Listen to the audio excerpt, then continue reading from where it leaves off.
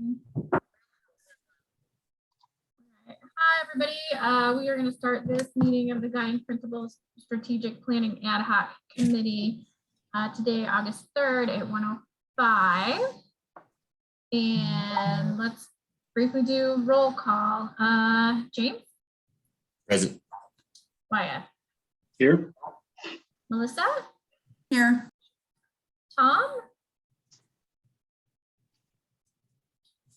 Tom, you're on mute. Just we see you there. Yeah, okay, here. I'm Okay. sorry, I was a coach late. Was on a phone call that ran over a little bit. That's okay. And Carrie is here. So there. We've started the meeting, and then let's can we get approval for the notes from last week, which would have been, let's look at my calendar, so I have my agenda in front of me. Is there a motion to approve the notes from last week, July 27th? So moved. Second. Okay. Second. I have motion by Tom, a second by Wyatt. All in favor? All right, Aye. Motion passes. easy. That was easy. All right, that's our official business. So, hi everybody. I'm glad we're all here. So, I'm going to do a couple housekeeping things just as a reminder. We do have our in-depth meeting on Friday from 9 to noon at the City Hall in the large conference room. So, just as a reminder, we'll be doing that. So we can get as far as we get today, and then think about as we're working through today preparation for Friday. So Wyatt, I'll ask if you have any suggestions or comments as we That's the City Hall, not the City Hall on Park Street. That is correct. The new City Hall. Yep, on Park Street, where the big flags are. Yes, Melissa. Carrie, are you, is the public welcome to come in person, or is it like a Zoom in that room for? The public is welcome to come in person. I also asked them to supply a Zoom link as well, so public can do either. So I think that'll be fine. We may have to negotiate that or navigate that a little bit, but I think we should be fine. So you could just run it how we did a couple other meetings in that. Yeah, so I think we should be fine. The only other thing I want to flag today is I know we had said we're going to go through Friday, figure out where we're at, and regroup. The one thing I will flag is our meeting is done at noon on Friday. If I don't schedule and post an agenda before noon on Friday for next Wednesday, we can't meet. So if it makes sense, I can put together a basic agenda like we have had. We can schedule it and have it posted. And then I think we could cancel it if we are there on Friday. So I just was wondering what other folks' opinion might be on that. Sounds like a plan. Melissa? Were we thinking of having, I'm sorry that I'm not up to speed on everything. Were we thinking that we were going to be wrapping up potentially on Friday, all together wrapping up? I think Probably not. Probably not. So yeah. Oh, okay. Probably pretty close though. I bet we'll be pretty close, but I was going to say at some point we'll need to have like a sort of final recommendation to the commission. So maybe we just keep it for that Wednesday anyway, because we'll probably want to have like a final version. And that'll be like our last meeting will be the final version, and we look at it together, vote on it. So that's fine. So I'll make sure that that gets to Faith probably tomorrow for next week. So that'll just be scheduled. And again, if we need to cancel, we can. I doubt that we will. And then from that point, we can decide where to go. So I just wanted to keep us all in the loop as scheduling. And then did the commission vote to extend? They did. We got 90 days. Oh, cool. Thank you. I was just like, yeah, I was like, I'm just going to ask for 90 days. We're not planning on 90 days, but I just want to not have to do this again. So that's what we did. So, okay. So that is all of my housekeeping type items for today. Thank you for that. That helps me move things along on my end. And Wyatt, do you want to share your screen? sure, I can do that. Let me make it shareable. Okay, it should be in good shape. Just making quick notes. And then Wyatt, if you have any suggestions of kind of like what you think we should be doing today in preparation for Friday or anything like that, I would love that to hear those and get that direction from you. Yeah, happy to. Just 2 seconds. Just trying to do some clarity so we can get Melissa back up to speed quickly.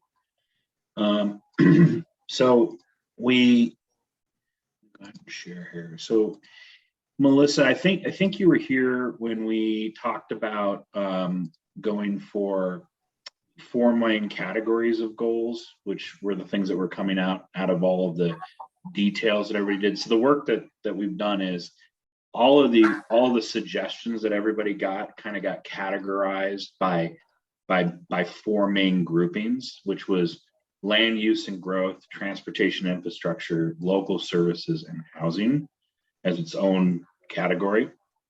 And we got pretty far with land, which was adjust current regulations to implement the growth plan is the header, but the specific goals are there: adjusting zoning code, subdivision plan to urban development process, addressing the extraterritorial district, create community gateway overlays, and create policies that develop infill and limits expansion.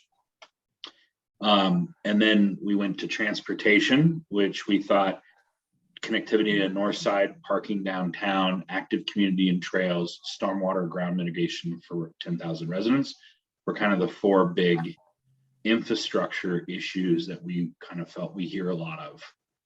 And the only thing that we left off with that we didn't get to, or we didn't quite know, but we're probably okay with the extraterritorial jurisdiction, was we had a little bit of debate last time about how, and it was me who prompted it, but really around how much control does the city want to have maybe past just its boundaries, and what are its boundaries, and sort of like over the next 10 years, how do we see that maybe playing out in terms of sort of regulation? And specifically, I heard from a couple of the city planners in Bozeman that have been there for a really long time, like 20, 30 years, that the city kind of abdicated the ETG with the county in Gallatin County, and they really regretted it because the city always had better processes than the county did, and that's the case here also.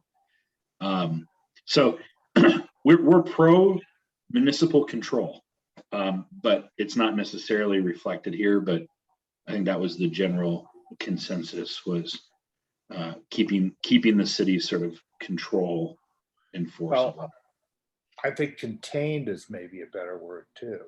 Yeah.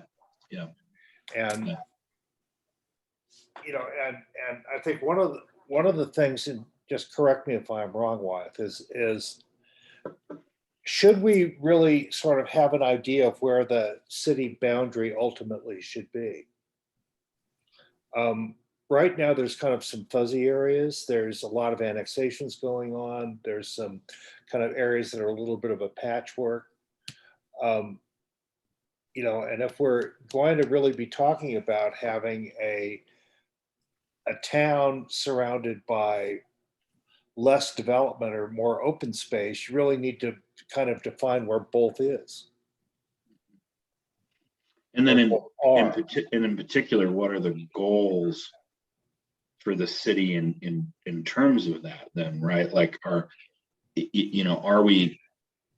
what's our active role look like? Well, the 2 city entrances have a mix of city and county property. Yep. Should the city control those and annex them, or should they be part of the ETJ? And the growth policy really took the existing boundaries of the city and did a land use plan for that, did a secondary land use plan for the ETJ, but a bunch of that ETJ plan kind of looks like a city plan.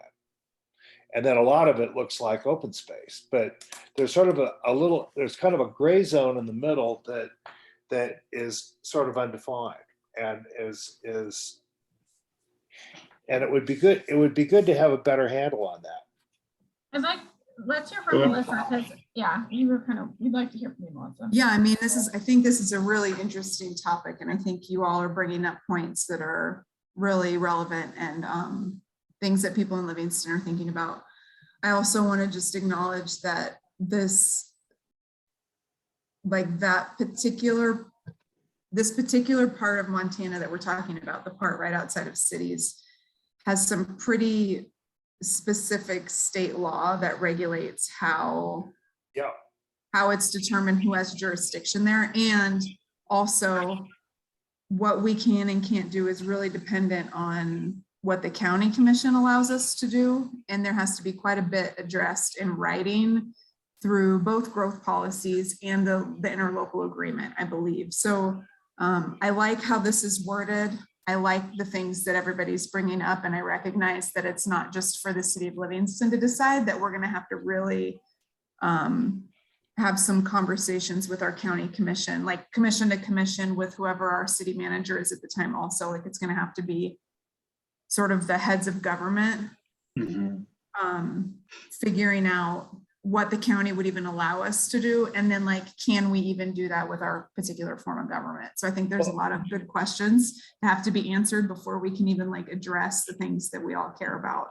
It's a good topic though, and I think it'll be a lift. So I like that it's on this list because people really do care. Well, Melissa, wasn't there a process kind of started? You were talking about that right after the growth plan was adopted of how we could, of how the city would do that. There were a couple of options being discussed. I forget exactly what they were, but they had to do with, Tom.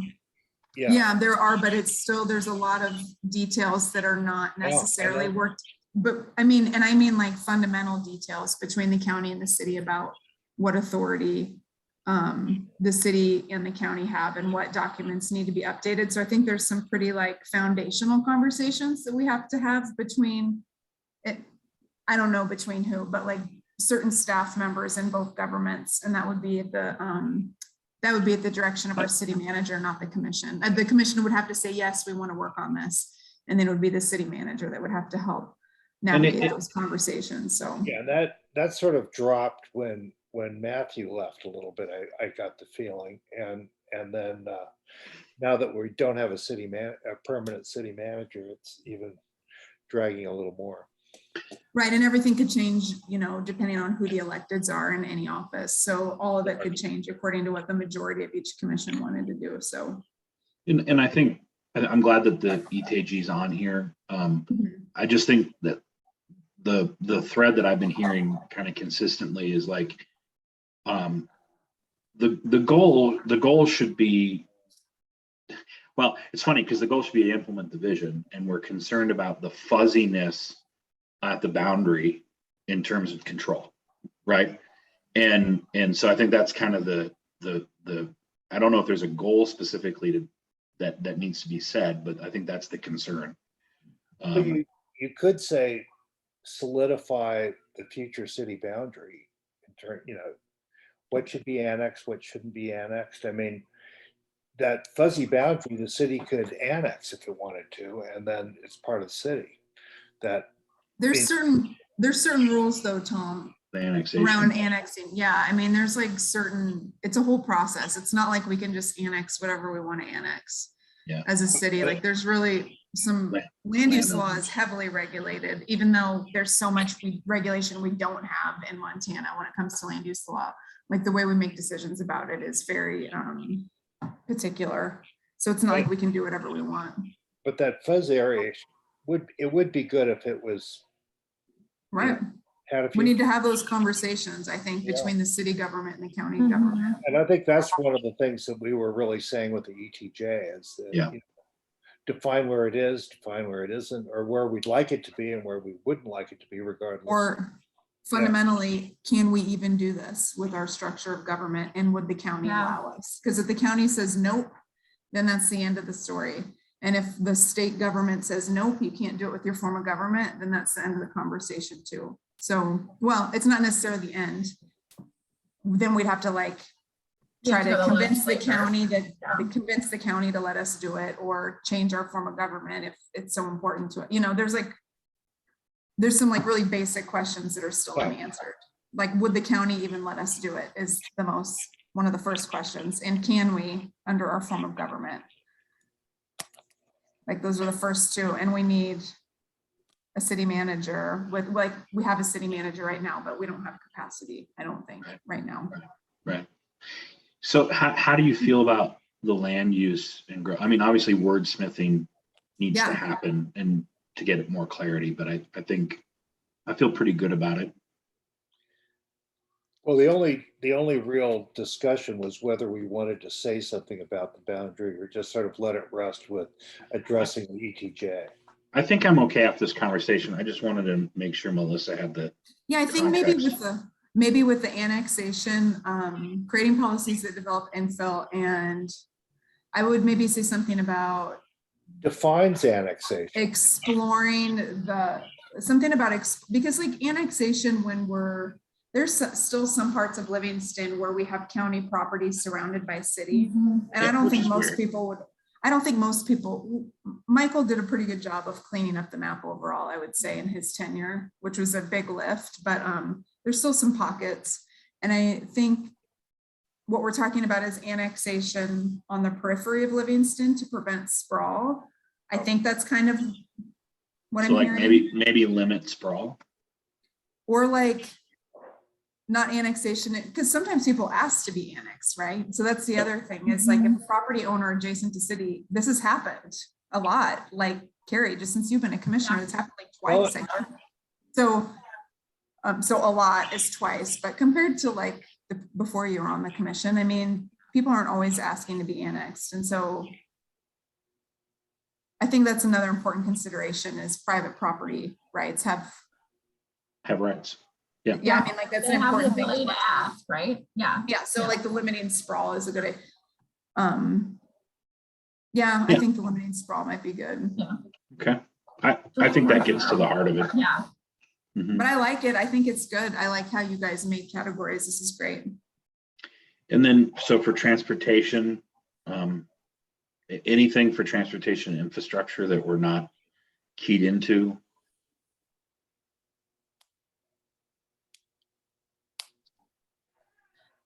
And I'm You gonna know, sorry. throw a little, Melissa, I'll let you go. I'm just gonna throw one. I'm gonna say that I'm parking downtown, to me, I don't know that we have a parking issue downtown, honestly, because, I think it's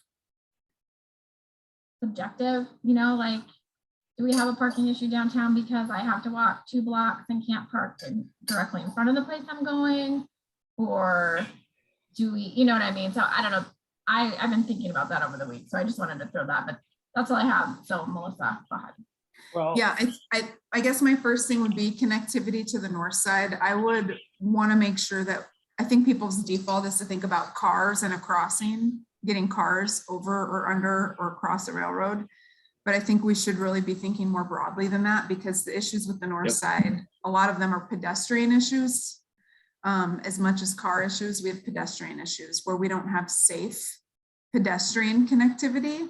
So Yep. that's what I would even highlight. With connectivity, I would make sure we're thinking about people outside of cars. Parking downtown, it ebbs and flows. It seems to be really localized based on specific businesses that want more parking, but overall, it seems like businesses, muddled through. I don't hear the complaints consistently across the board. It seems to be like certain places or certain business owners that have issues with parking, but overall, it seems like it's one of the there's costs and benefits to having your business downtown. I mean, I hear it fairly regularly. I think it just comes down to, there's just limited space, and it just comes down to, can we accommodate continued growth and infill without addressing the parking? Because the goal would be to make it more dense and more of a downtown feel, right? So I think it's an issue that is probably worth having on here, even if it's just politically mindful to keep it there. I mean, One of the things that is happening is there is some downtown planning going on. Mhm. And and as Wyatt says, the goals of the growth policy are to sort of put more emphasis on that, including getting more housing there, getting more, and right now there's a lot of empty space downtown that isn't being used. And if that were used, would that be a parking problem? And the solutions are either require it or even try to do some public parking or find some ways of doing that. And I don't think a lot of that's or has been explored in the past. But if there's a downtown planning process, that certainly should be a part of it. James, I saw you put your hand up.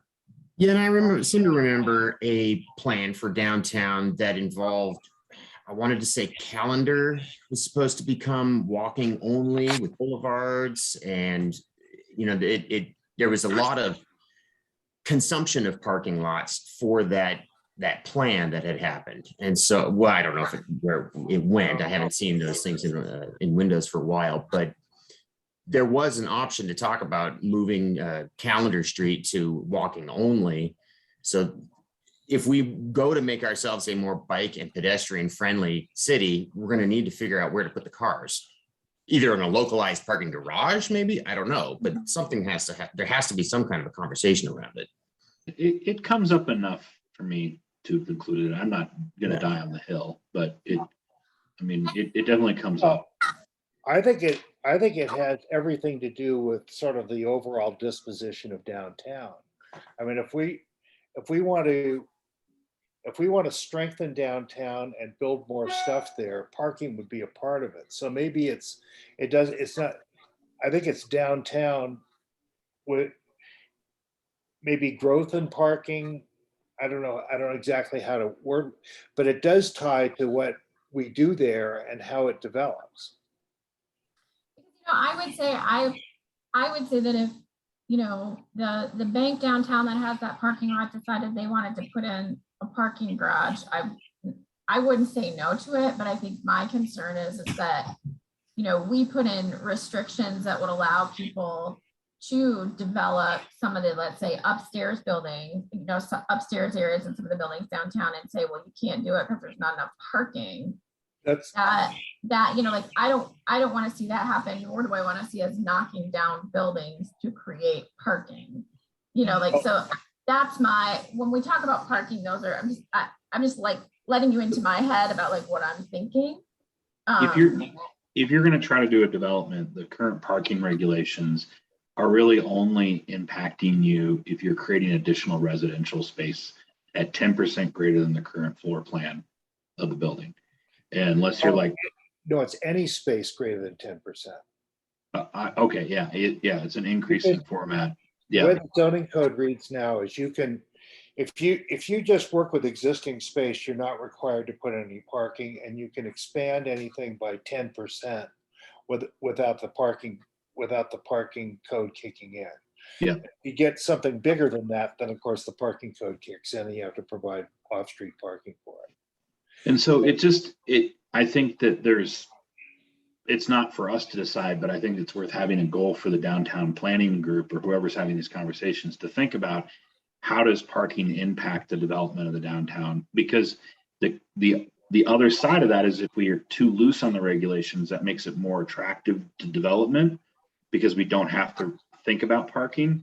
However, then now you end up in a situation with, wow, did we just kind of screw ourselves because we just let things, and again, it's not for us to decide today, but I think the two things for me for downtown is the historic nature and visual affect of it and the parking connectivity issue to continue to grow. And how it develops, and I mean, and those are totally intertwined. I mean, I would there is more empty space downtown than you probably think about. Tons. And if that were all developed, you would have a parking problem. You'd have a worse parking problem. Whether you have one now or not is kind of open to debate, but there would be a saturation point where it really become untenable.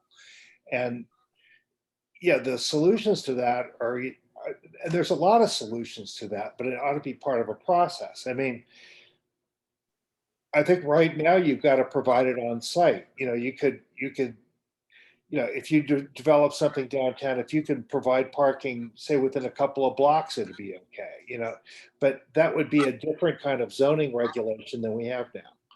And so those things should really get addressed at some point. So rather than saying parking downtown, why don't we, if we could say something about sort of a planning process for downtown, which addresses future growth, infill, parking, and all the issues that go along with it. I think it's a more comprehensive issue than parking alone. I'll say a couple things. We do have like I think the Main Street program with our downtown master plan is going to be updated, I think. So I think that would be addressed there. I do think this is a good topic for the reasons, Tom, you were saying too, like if ideally all those empty spaces ended up getting developed or redeveloped and usable again, especially those second floors, if that's what you're talking about too, those upper levels that are empty in a lot of places. The one thing that I have heard on and off as a commissioner is like the downtown adjacent neighborhoods. So like when there is a lot of tourism or we do close streets downtown, the people that have to drive to Livingston because they don't live here, whether they're in the county or somewhere else, fill up the neighborhoods around downtown.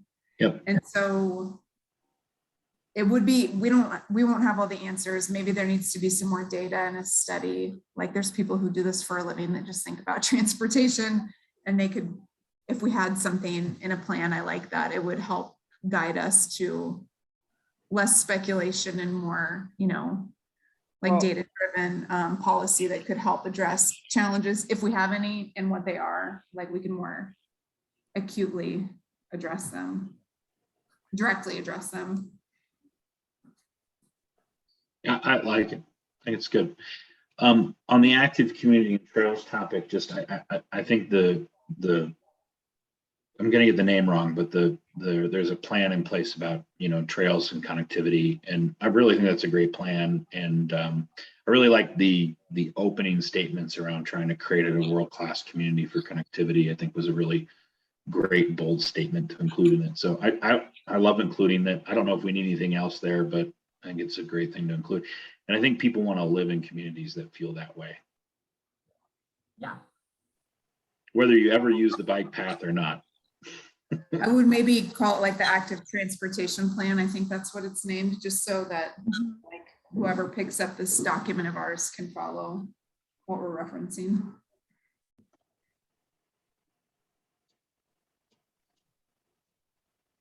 And what would the goal be then, to implement that? Yeah, implement it.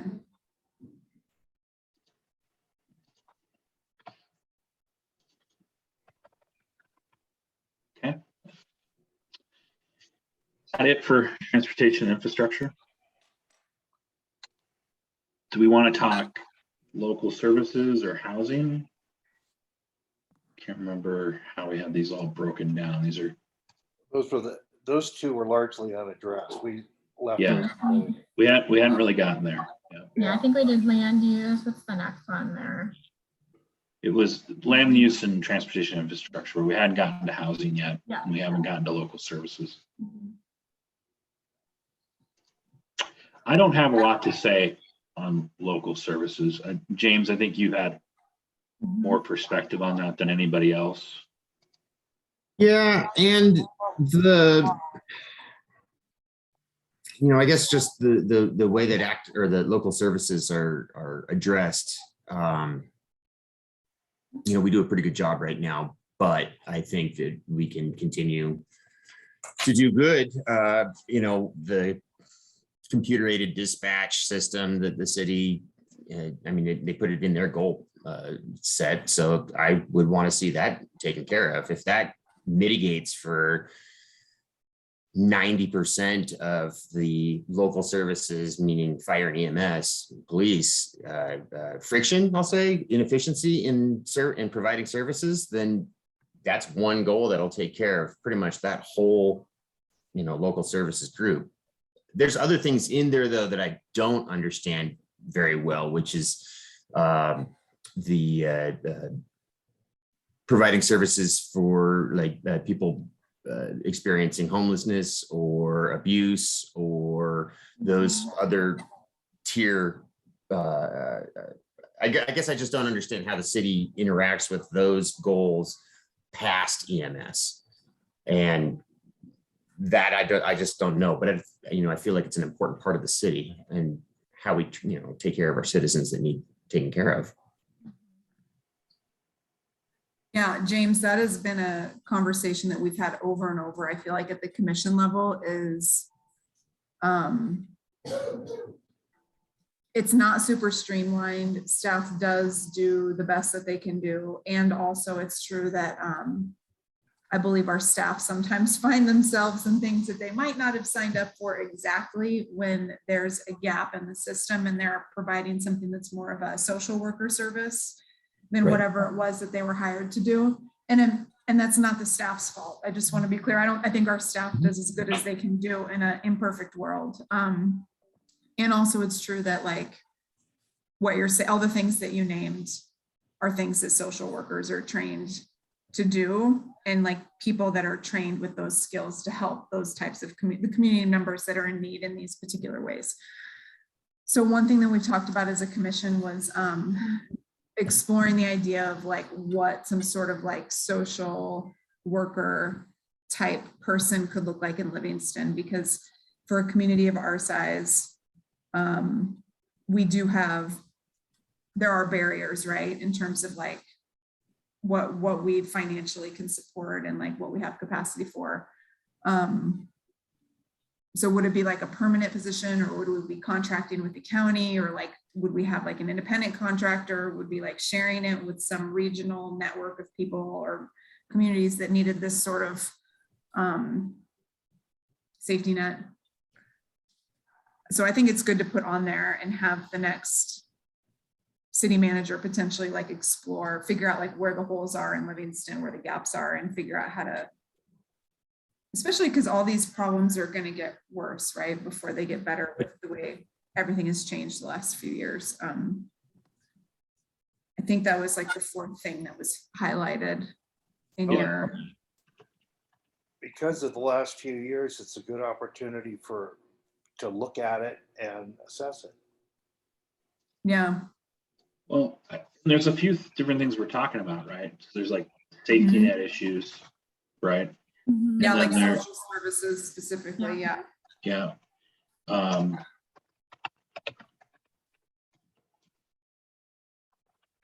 And then there's also like,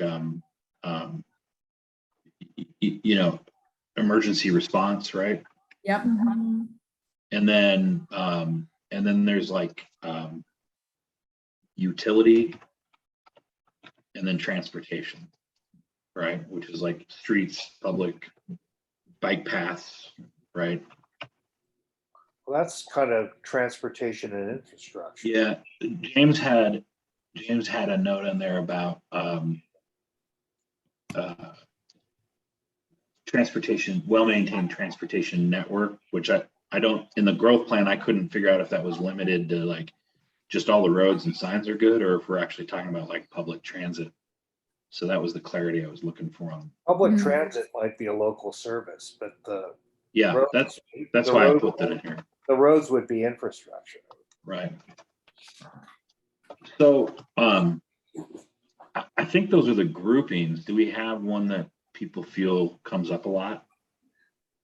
I would also add for local services one that I think James maybe mentioned was like housing insecurity. So not like what's our housing solution, but what do we do when people are like in a crisis state and they need like a place to sleep that is safe for their family, and where they won't freeze to death.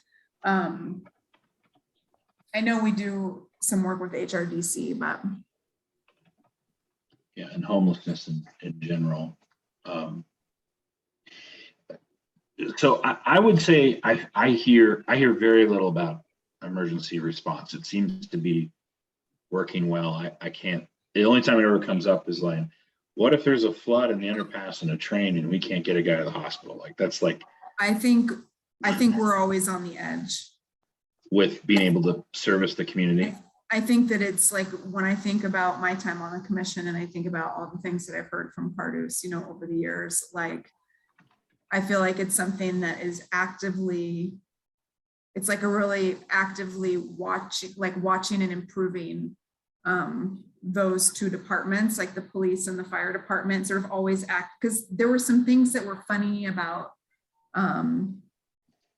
how people were paid or benefits. Like, he had to do a lot of shifting to bring the cost to a place where it was more sustainable. They tend to be some of the highest expenses, are the departments where people work 24/7. So they are like some of our most well-funded, but also like insurance is more, and people work around the clock in those departments. And, so I think they're really important to think about, because they just take a bulk of resources, right? It's in the nature of the beast. Right. So I think it's important to keep that on the radar all the time and think about how are we being sustainable with these departments that require a lot of resources. So I think it's good to have on there. What would the goal look like? I think it's like maintaining what James said, like maintaining A high level of service. a high level of service. I mean, and At least 2 police officers per 1,000. I mean, there's a data And- point right there. There's 8-minute response times. There's various matrix that you can use to determine what is high level, but I think you're right. We're always on the edge as far as three calls at a time could be something where we might not be able to make the third call for 25 minutes. like, we're going to have more fires every year. We're going to probably have more fires than the year we had before, at least for the foreseeable future. And tourists are back. And so we know that when you look at the rates of calls, emergency calls, it always goes up in tourist season. That's when our police and fire departments are busiest, and we don't get money from tourists. And so Me too, but I think it's the city doesn't get money from tourists. right. The city We government don't have doesn't. a get mechanism. tourists. No. Yeah, so the taxpayers are the ones paying for those people, not the tourists, unless it's like an ambulance call or something. But Local option tax? yeah, I mean, I think I think it's good to have on there, James, because I think it's, I think, Wyatt, it's like good that we're not hearing about it all the time, because then it would mean we were like in a crisis state. But I also have seen, the last city manager, it seems like he was working really hard to get those departments to where they are. Like he was, and staff too. Like there were a lot of people making a lot of decisions to improve the system we have in Livingston. I'm very pro. I have Yeah. friends of mine who own a business in Flint, Michigan. And let me tell you, holy cow. He had one of the sales reps had a guy, he's got a double reinforced steel door bars on all his windows. And he's in his house, and you can hear a guy trying to break in with a crowbar, and he calls 911, and they said, well, not a problem. We'll get an officer over there when you can. He grabs his own shotgun, the door gets open. He ends up shooting above the guy's head because he didn't want to kill somebody. And the guy takes off. The cops never came to his house, and they never called him back. Ever. Yeah, So I would consider that poor response. crazy. You're like living in a third world country. Like it's I not. don't want to live in a third world country. No, it's not okay. And that's a slippery slope, right? It doesn't, there's a tipping point there where things get really, really hard on those services really quickly. It's also an extreme situation. Well, they just don't have there's no money, and nobody's taking the job, and it got extra violent. Netflix has a crazy documentary on Flint, Michigan. It's just insanity if you haven't seen it. Flint, Michigan is kind of the poster child for all these things. I mean, their water crisis, it's just. Yeah, don't be like Flint. That'll be the goal. Never like Flint. I grew up like an hour and a half from Flint, Michigan. So I think that's good. Obviously, before the water switch change. I don't know if utility under services, because we also have, maybe that's infrastructure, but Yeah. our conversation on utilities has really just been around frankly, proactive planning and funding, right? Kind of consistently. And I don't know if, I guess Oh, if there's anything I would put under utilities, it's like making sure that, and we're already doing this, like our public works department's really great, I think, at this, like thinking about how to improve and maintain our existing infrastructure so that we can handle the growth that's happening, right? well, So let's throw them a bone then. I mean, if they're good at it, right? Like, Yeah, I think that they are. I mean, I think that they're doing a good job in well, and- difficult part of government work. the recent zoning changes really encourage densification of the city. And at a pretty incremental rate, but are the utilities okay?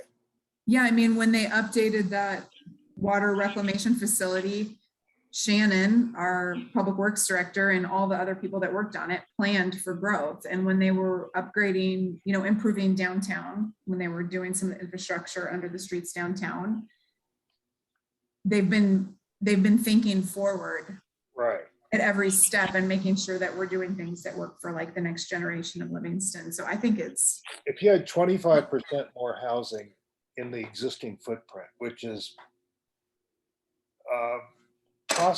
possible, in fact, maybe even likely, as people build ADUs and different things. Do we have a problem? I don't know. no, I Yeah, don't think we we're over do. 10,000 people. And Good, and if we don't, that's great. That's the part, James, is that part which yeah. Shannon has been talking about for years. So I think we have public We do works have a that is problem. thinking forward. Yeah, I mean, but my point is that public works has been thinking about this already for years, even before the growth policy was updated. So I think that that's like bodes well for Livingston, is that some of those people in key decision-making roles have been thinking about that long before today. There's still work to do, but Yeah, there's always work to do. public transportation, like bus systems, things like that. Mhm. I'm consistently on the wrong side of that issue. I'm always like, who needs that? But it's always full. So I'll just like tap out. James, you mentioned in one meeting that you'd like to see an expansion of the Windrunner service. Yeah. And I have an anecdotal, I guess, an example that I'll use. The city of Sun Valley and Ketchum both work on, I think it's called the Mountain Express, and it's a bus service essentially that's from 6 in the morning to 11 o'clock at night, anywhere you need to go. Nobody drives around in Sun Valley. You drive in, you leave your car, and then you take the bus everywhere. Everybody does. It's an awesome service. It's free, and I have no idea how much the city spends on it. I can certainly educate myself on that before Friday, but it is a major benefit to the people of Sun Valley and Ketchum to be able to, I mean, if there's a bus every 5 minutes everywhere, and you can go all over the place, all the way out to where the heck my parents lived with the bus. You don't need to do anything. Take your skis, take your bike, take everything. And yeah, they have a good service. I'd like to see something like that here, where we have at least spread out enough, where the grocery stores are on the south end of town. We have downtown here in the middle. You know, I don't think we necessarily need to run all the way down to Immigrant with it, but something that we have in town that's a little bit more established and is a little bit more, I'll say, public friendly than the Windrunner, which kind of seems like it feels like it's essentially for the senior citizens and Counterpoint, but you know, I don't know what the schedule is. I don't know how it works. It doesn't make itself really user friendly. Well, I will say the Bozeman connector bus is packed. My niece used it to go to class in Bozeman for 2 years straight, and like it was full every day, Yep. forward and back. It's a great service. Yeah, which I was surprised it was that full. stuff like that could be part of the solution for densification in downtown. I agree. If free you, And I- food fund, right who now, administers right the now funds? you drive. Right now you drive. Unless you're pretty close. What, Melissa? I was just wondering who administers this and funds it. I mean, right now, I think a lot of the Windrunner money comes from the county. I think that the county is providing that. I don't know, Melissa, if the city puts money into that. What I also know is that this summer, TBID, sorry, my phone is going crazy. TBID has provided funding to run the bus from the motels and hotels out towards Albertsons into downtown, and they do some runs over the weekend back and forth for people who are in those hotels to come to downtown and not have to drive. So we're using that Windrunner service a little bit more, but yeah, I think we could definitely improve. This is cool, James. It looks like it's countywide because their town is not very big, but it's like a real resort community, probably more than we are. And so it looks cool. I wonder how they do it and make it happen if it's a town that's not very big. So it would be interesting. Well, they also have taxes that they levy on Right. the sales tax, local option taxes, et cetera. My dad was a mayor of Sun Valley for a couple of years. I mean, I can probably pretty easily find out about how that's cool. that's all done. I just happen to know it real well. I not grew up there, but was there a lot. He probably Looked it would up. know them. Yeah, he would know. That'd be cool to hear how they do it. I mean, is there a goal that says we want to support public transportation or explore it, or? I feel like it's somewhere in the growth policy, and I think it's one of those things, Carrie.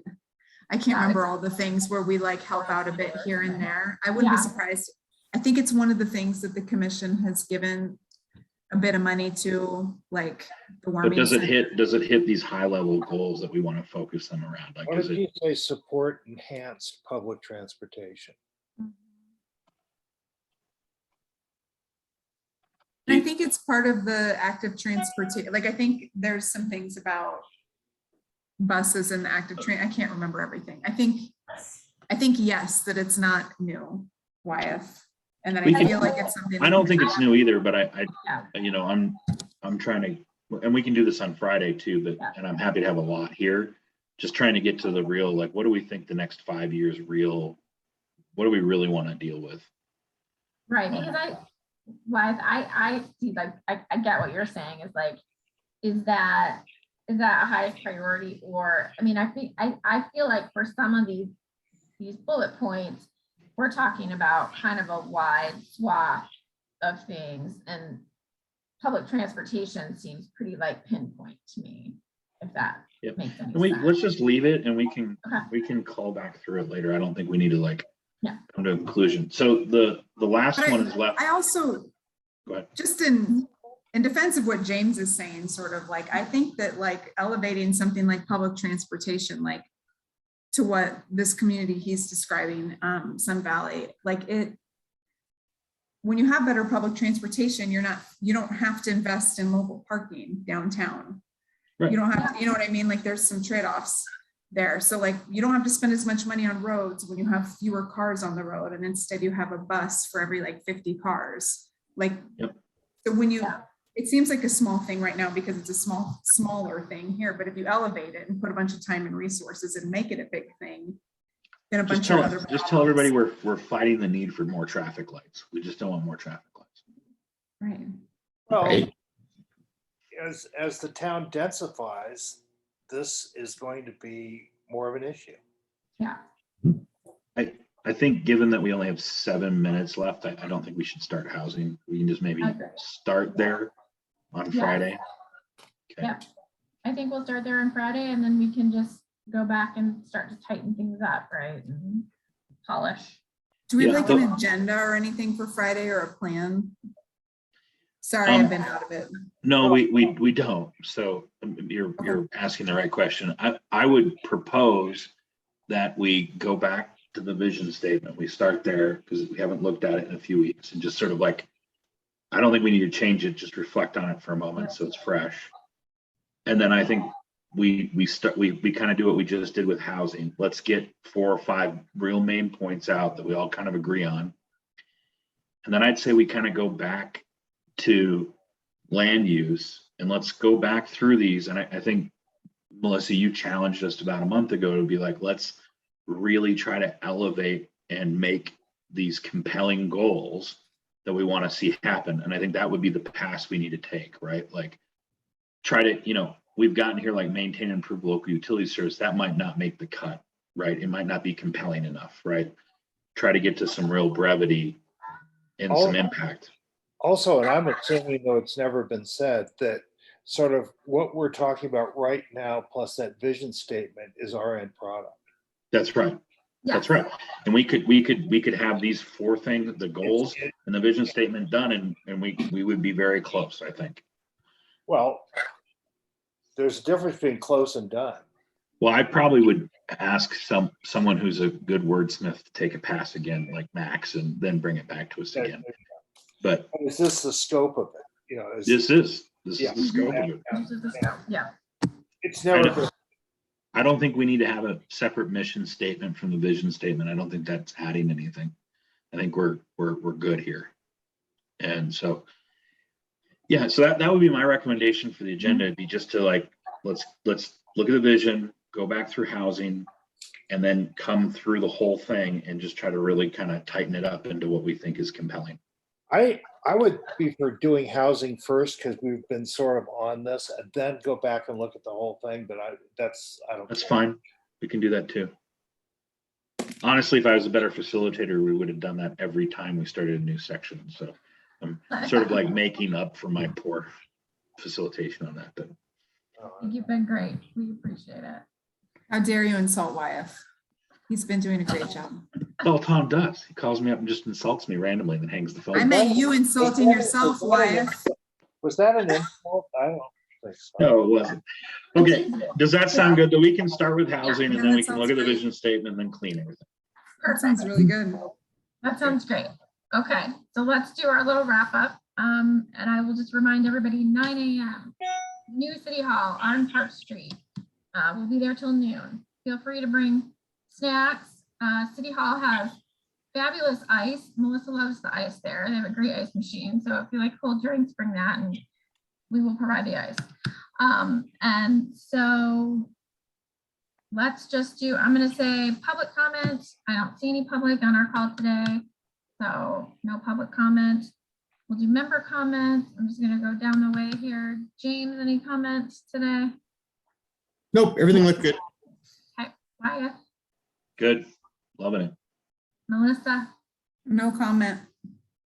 Tom. Thank you. We've said enough. For So, today.